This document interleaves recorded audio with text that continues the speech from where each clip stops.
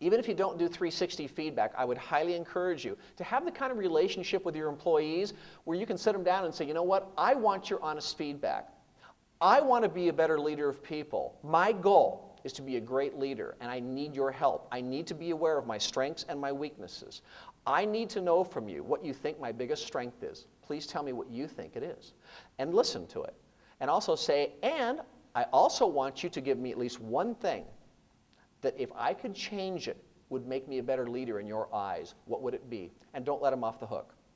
You know what I mean? Let them sit there with sweat beads running down their forehead, scared to death to tell you. And when they tell you, you accept it graciously. You look at them and say, you know what?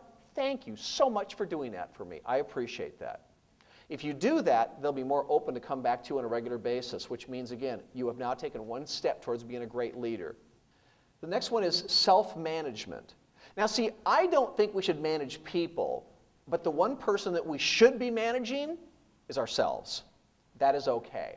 And here's the things that we should manage about ourselves, is manage your time. See, people always say, oh, I don't have enough time in my day. Well, we're all granted 24 hours in a day. You're granted that. The key is how do you utilize that time? Some of us are better about utilizing it and prioritizing our time than others. I'm going to ask you, if you say to yourself, I don't have enough time in my day, is that a problem or is that a symptom? Thoughts? Symptom. Yeah. It's not a problem. That is a symptom.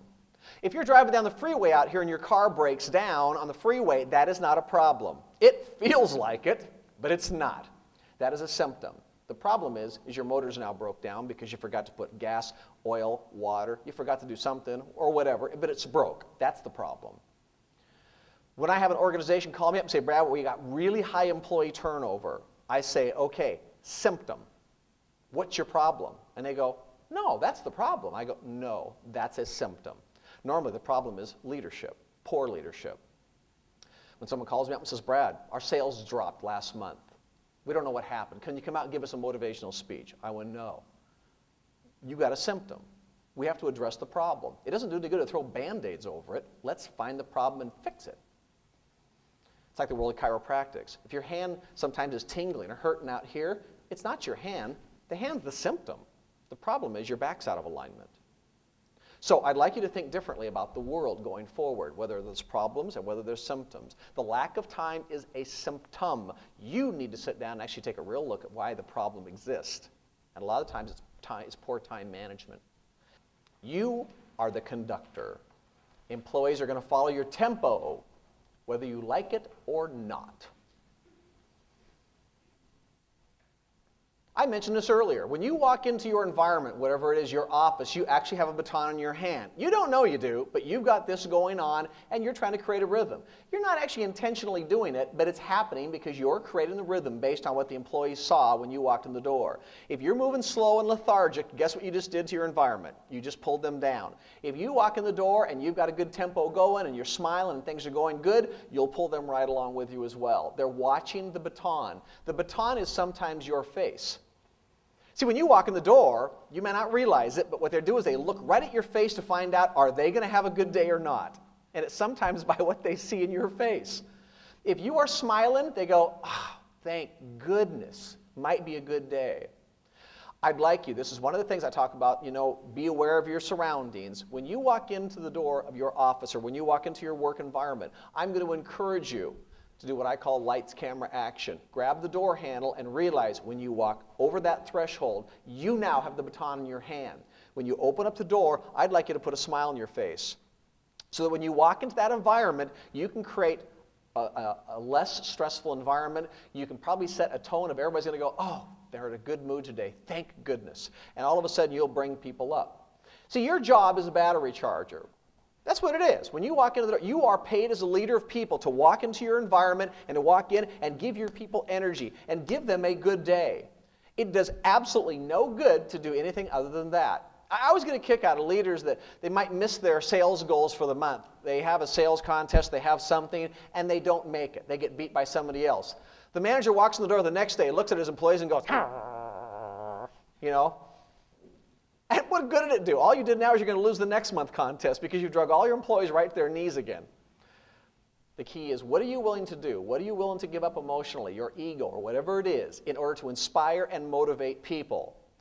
Are you willing to say lights, camera, action and leave your garbage at the door? Are you willing to leave your divorce, your fight with your significant other, the car wreck you got in, you're not feeling good today, you got a headache? Are you willing to leave all that at the door and walk in and be a leader and be a bulletproof person that says, you know what, I'm here, let's do it, let's get this thing going? One of the companies I used to own, by the way, was a hosiery company. I used to bring in pantyhose from Montreal, Canada into the Seattle area, and we distributed them nationwide. I actually know more about pantyhose than any woman in this room. Do not even go there with me. I will win. It's frightening, isn't it? So when we first started this company up, I had about 10 employees. And I remember that, it was a small company, we were kind of starting out, is that I had to pay my bills like a lot of small businesses. I wouldn't pay my bills, but I'd go to the post office, I'd buy stamps, I'd lick them, I'd put it on the envelope, I'd put it in the out box, and out they would go. But I was at one of my friend's business one day. He had about 20 employees, a little larger organization, and I was sitting there chatting with him one day, and I noticed his secretary was out there at a desk, and she had a machine on her desk. And she was taking their bills, putting them in the slot, and she was hitting a button, and it was going ka-ching, and it was putting a ka-ching stamp on them. And I thought, hey, that is sweetness. I mean, if you're going to be a big company, you've got to have a ka-ching machine. So I went to Pitney Bowes, and I leased a ka-ching machine. Fabulous. Brought it into my office. I was taking my bills, putting them inside there, putting my ka-ching stamp on them, putting them in the box. Out they would go. I knew I was going to be a huge company now because I had my ka-ching machine. Life was good. I thought this is working so great that I'm going to start bringing my bills from home. So I brought some of my personal bills from home, phone bill, utility bills. I put them in there, put my ka-ching stamp on them, put them in the mailbox out by the front door, and out they would go. It was working beautifully until about a week and a half or 2 weeks later. I walked by the mailbox. I noticed that my receptionist, she had her bills from home in there with my ka-ching stamp on them. I thought, ooh. But I liked her, no big deal, just a couple. So I didn't say anything about it.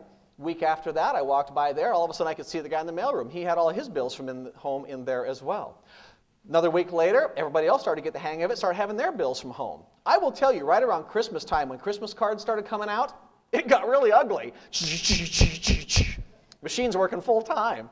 So I finally brought the employees out. I sat them down, and I says, what are you doing using my ka-ching machine? That's my machine. They looked at me and went, we don't care. I went, wow, you people do not understand the great food chain. Let me explain this to you. I own this place. That's my ka-ching machine. My money goes in the ka-ching machine. So I get to do some things you don't get to do. That was the very first time I ever saw stink eye. They were looking at me like, it's because that was me in the world of hypocrisy, right? I was telling them, we're a family, teamwork. But all of a sudden, I was getting to do things that they didn't get to do. See, we were a corporation. As a corporation, I am simply just an employee of the corporation. I am. Even though I'm an owner, I'm the president of a corporation. I had no more rights than they did. But yet, and you can say that. I could hold my business card up and say, I'm president. I get to do a whole lot of things you don't get to do. Yeah, you can say that, in theory. But that's not going to make them follow you. It's not going to make them respect you. It'll certainly still put the sign of hypocrisy across. I had to stop using the machine. I told all the employees, I said, you know what? I will stop using it. Nobody in this office will ever use it again. And I never did. Didn't happen. Just take a 3x5 card again. If you got 5 employees, write all 5 of their names down. Every single week, try to find a reason. Keep your eyes up. Look for opportunity to praise them. When you see someone do something great, walk up and say, you know what, Mom? Fabulous job. I really like what you did with that customer. That was really great. Go back to your office, check them off the list. At the end of the week, you're going to start seeing a pattern about you. You're going to see that you tend to praise certain people more often. This is going to help you. Awareness brings change. It's going to make you more aware that you are praising certain people and not others. There are certain people who feel like you are, that you have favorites in the office because you do that, and they know it. So try to pay attention to that. Now, by the way, this does not mean that Friday afternoon, it's the end of the week and you've praised absolutely nobody. You don't run through the office, hey, good job, good job, good job. Go back to your office, choo, choo, choo, choo.